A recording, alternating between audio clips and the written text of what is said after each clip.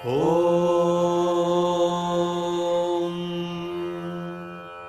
प्रातः स्मरामि गणनाथमनाथबन्धुम् सिन्धूरपूरपरिशोभितगण्डयुग्मम् उद्दण्डविघ्नपरिखण्डनचण्डदण्डम् आखण्डलादिसुरनायकवृन्दवन्द्यम् प्रातः स्मरामि गणनाथमनाथबन्धुम् सिन्धूरपूरपरिशोभितगण्डयुग्मम् उद्दण्डविघ्नपरिखण्डनचण्डदण्डम् आखण्डलादिसुरनायकवृन्दवन्द्यम् कलाभ्याम् चूडालङ्कृतशशिकलाभ्याम् निजतपः फलाभ्याम् भक्तेषु प्रकटितफलाभ्याम् भवतु मे शिवाभ्याम् अस्तोकत्रिभुवन शिवाभ्याम् हृदि पुनर्भवाभ्याम् आनन्दस्फुरदनुभवाभ्याम् नतिरियम् नमस्ते नमस्ते महादेव शम्भो नमस्ते नमस्ते कृपापूर्ण सिन्धो नमस्ते नमस्ते प्रसन्नात्मबन्धो नमस्ते नमस्ते नमस्ते महेश शश्वच्छ्रीगिरिमूर्धनि त्रिजगताम् रक्षाकृतिम् लक्षिताम् साक्षादक्षय सत्कटाक्षसरणी श्रीमत्सुधावर्षिणी सौहार्दाङ्कितमस्तकाम् प्रणमताम् निःसीम सम्पत्प्रदाम् सुश्लोकाम् भ्रमराम्बिकाम् स्मितमुखीम् शम्भोः सखीम् त्वाम् नमः मातः प्रसीद सदया भव भव्यशीले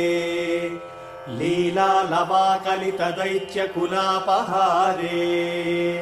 श्रीचक्रराजनिलये श्रुतगीतकीर्ते श्रीशैलनाथ दयिते तव सुप्रभातम् शम्भो सुरेन्द्रनुत शङ्कर शूलपाणे चन्द्रावतंस शिव शर्व पिनाकपाणे गङ्गाधर क्रतुपते गरुडध्वजाप्ता श्रीमल्लिकार्जुन विभो तव सुप्रभातम् विश्वेश विश्वजन सेवित विश्वमूर्ते विश्वंभर त्रिपुरभेदन विश्वयोने फालाक्ष भव्य गुणभोगि विभूषणेश श्रीमल्लिकार्जुन विभो तव सुप्रभातम् कल्याणरूप करुणाकर कालकण्ठ कल्पद्रुम प्रसव पूजित कामदायिन् दुर्नीति दैत्यदळनोद्यत देवदेव श्रीमल्लिकार्जुन विभो तव सुप्रभातम् गौरी मनोहर गणेश्वर सेविताङ्घ्रे गन्धर्व यक्षसुर किन्नर गीतकीर्ते गण्डावलम्बि फणिकुण्डल मण्डितास्य श्रीमल्लिकार्जुन विभो तव सुप्रभातम् नागेन्द्रभूषण निरीहित निर्विकारा निर्माय निश्चल निरर्गळ नागभेदिन् नारायणी प्रिय नतेष्टद निर्मलात्मन् श्रीपर्वताधिप विभो तव सुप्रभातम् सृष्टम् त्वयैव जगदेकदशेषमीश रक्षाविधिश्च विधिगोचरतावकीनः संहार शक्तिरपि शङ्कर किङ्करीते श्रीशैलशेखर विभो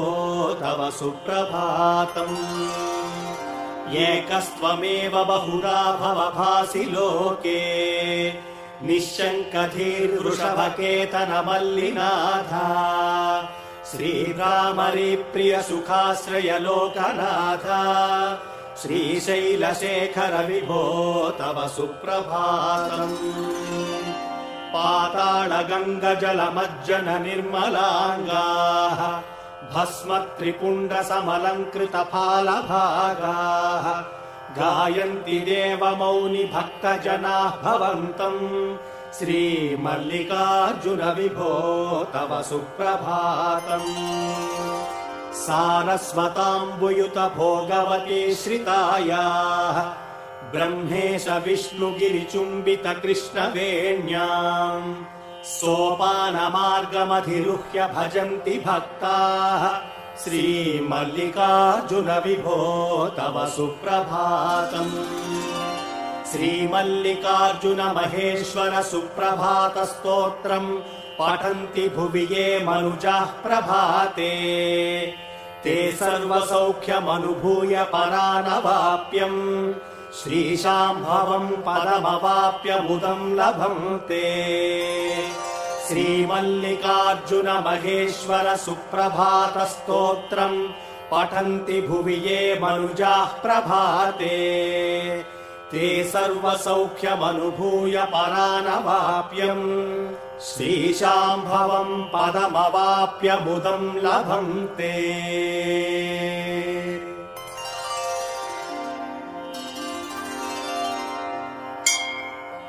नमः शिवाभ्याम् नवयौवनाभ्याम् परस्पराश्लिष्टवपुर्धराभ्याम् नगेन्द्रकन्या वृषकेतनाभ्याम् नमो नमः शङ्कर पार्वतीभ्याम्। नमः शिवाभ्याम् वृषवाहनाभ्याम् विरिञ्चि विश्वेन्द्र सुपूजिताभ्याम् विभूतिपाटीर विलेपनाभ्याम् नमो नमः शङ्कर पार्वतीभ्याम्। अनघम् जनकम् जगताम् प्रथमम् वरदम् करशूलधरम् सुलभम् करुणाम्बुनिधिम् कलुषापहरम् प्रणमामि महेश्वरमेकमहम्। अमलम् कमलोद्भव गीतगुणम् शमदम् समदासुरनाशकरम् रमणीय रुचिम् कमनीय तनुम् नमः साम्ब शिवम् नतपातहरम्। शिवम् शङ्करम् बन्धुरम् सुन्दरेशम् नटेशम् गिरीशम् महेशम् सुरेशम् दिनेशेन्दुनेत्रम् सुगात्रम् मृडानीपतिम् श्रीगिरीशम् हृदिम् भावयामि। भृङ्गी च नटनोत्कटः करिमदग्राही स्फुरन्नादवाह्लादो नादयुतो महासितवपुः पञ्चेषु नाचाधृतः षट्पक्षः सुमनो वनेषु स्वपुनः साक्षन्मदीये मनोराजीवे भ्रमराधिपो विहरताम् श्रीशैलवासी विभुः। सोमोत्तंस सुरपरिषदामेष जीवातुरीशः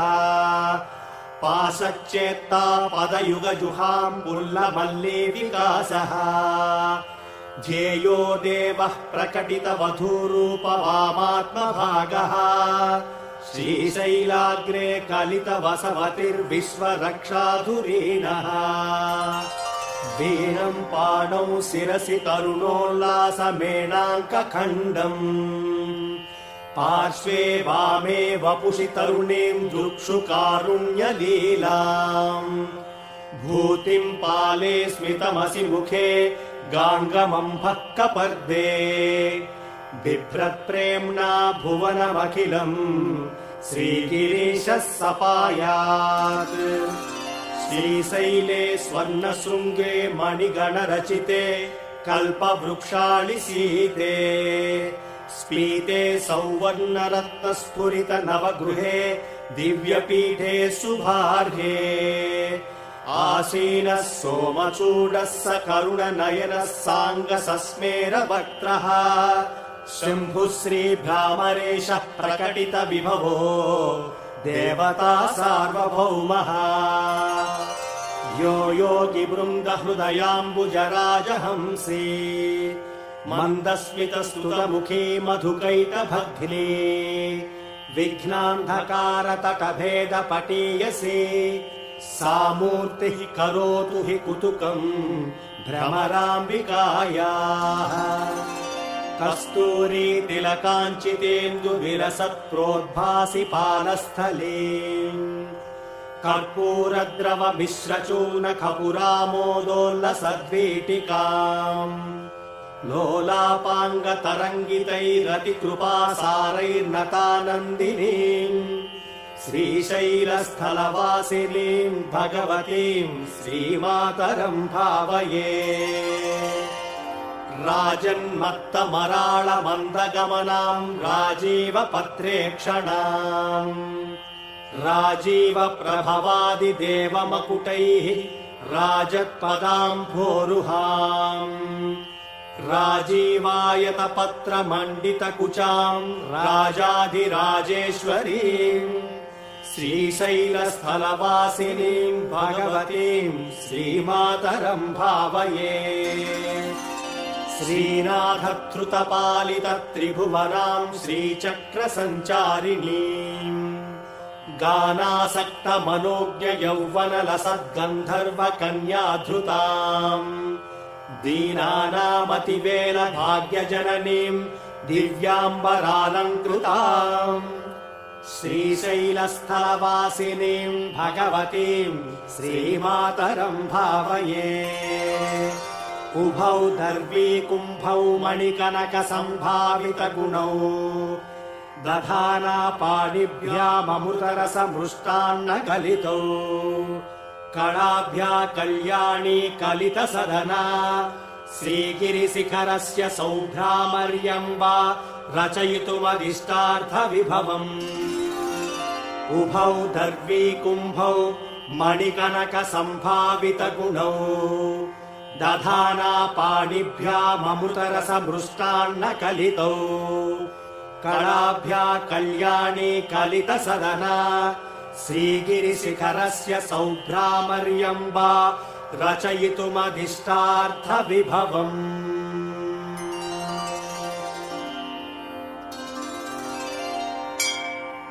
जय जय जय शम्भो जम्भभित्पूर्वदेव प्रणतपद सरोजद्वन्द्व निर्द्वन्द्व बन्धो जय जय जय जन्मस्थेम संहारकार प्रणय सगुणमूर्ते पालयास्मान् प्रपन्नाम् जय जय जय शम्भो जम्भभित्पूर्वदेव प्रणतपद सरोजद्वन्द्व निर्द्वन्द्व बन्धो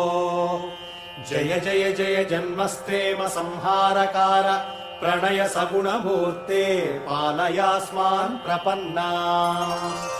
वधूमुखम् पल्लवपाङ्गरेखमखण्डितानन्दकर प्रसादम् विलोकयन् विस्फुरदात्मभावः समे गति श्रीगिरिसार्वभौमः तुरङ्गपाणिः करुणावलोकः सुरोत्तमश्चन्द्रकलावतंसः वधूसहायः सकलेष्टदाता भवच्यतौ श्रीगिरिभाग्यराशिः सन्ध्यारम्भ विजृम्भितम् श्रुतशिरस्तानान्तराधिष्ठितम् सप्रेमम् भ्रमराभिराममसकृतम् सद्वासनाशोभितम् भोगीन्द्राभरणम् समस्तसुमनः पूज्यम् गुणाविष्कृतम् सेव्ये श्रीगिरिमल्लिकार्जुन महालिङ्गम् शिवालिङ्गितम् या मूलः सचराचरस्य जगतः पुंसः पुराणी सखी व्यक्तात्मा परिपालनाय जगतामाप्तावतारावली दुष्टध्वंस सदिष्टदाननिधये नानासनाध्यासिनी श्रीशैलाग्रनिवासिनी भवतु मे श्रेयस्करी भ्रामरी यत्तेजः परमाणुरेतदखिलम् नानास्फुरन्नामभिः भूतम् भावि भवच्चराचर जगद्धत्ते बहिश्चान्तरे स साक्षात् भ्रमराम्बिका शिवसखी श्रीशैलवासोत्सुका दिश्यादाश्रितलोककल्पलतिका श्रेयांसि भूयांसि नः शरणम् तरुणेन्दुशेखरः शरणम् मे गिरिराजकन्यका शरणं पुनरेव तावुभौ शरणं नान्यदुपैमि दैवतम् शरणं तरुणेन्दुशेखरः शरणं मे गिरिराजकन्यका शरणं पुनरेव तावुभौ शरणं नान्यदुपैमि दैवतम्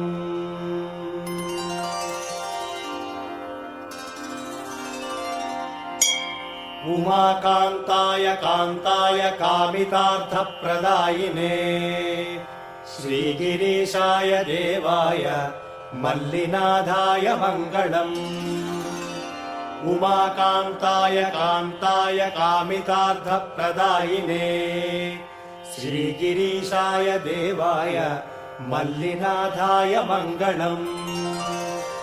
सर्वमङ्गलरूपाय श्रीनगेन्द्रनिवासिने गङ्गाधराय नाथाय श्रीगिरीशाय मङ्गलम् सर्वमङ्गलरूपाय श्रीनगेन्द्रनिवासिने गङ्गाधराय नाथाय श्रीगिरीशाय मङ्गलम् सत्यानन्दस्वरूपाय नित्यानन्दविधायिने स्तुत्याय श्रुतिगम्याय श्रीगिरीशाय मङ्गलम् सत्यानन्दस्वरूपाय नित्यानन्दविधायिने स्तुत्याय श्रुतिगम्याय श्रीगिरीशाय मङ्गलम् मुक्तिप्रदाय मुख्याय भक्तानुग्रहकारिणे सुन्दरेशाय सौम्याय श्रीगिरीशाय मङ्गलम् मुक्तिप्रदाय मुख्याय भक्तानुग्रहकारिणे सुन्दरेशाय सौम्याय श्रीगिरीशाय मङ्गलम् श्रीशैलं शिखरेश्वरं गणपतिं श्रीघाटकेशं पुनः सारङ्गेश्वर बिन्दुतीर्थममलम् घण्टार्कसिद्धेश्वरम् गङ्गां श्रीभ्रमराम्बिकां गिरिसुतामारामवीरेश्वरम् शङ्खं चक्रवराहतीर्थमनिशम् श्रीशैलनाथं भजे श्रीशैलं शिखरेश्वरं गणपतिं श्रीहाटकेशं पुनः सारङ्गेश्वर बिन्दुतीर्थममलम् घण्टार्कसिद्धेश्वरम् गङ्गां श्रीभ्रमराम्बिकां गिरिसुतामारामवीरेश्वरम् शङ्खं चक्रवराहतीर्थमनिशम् श्रीशैलनाथं भजे हरिः ओम्।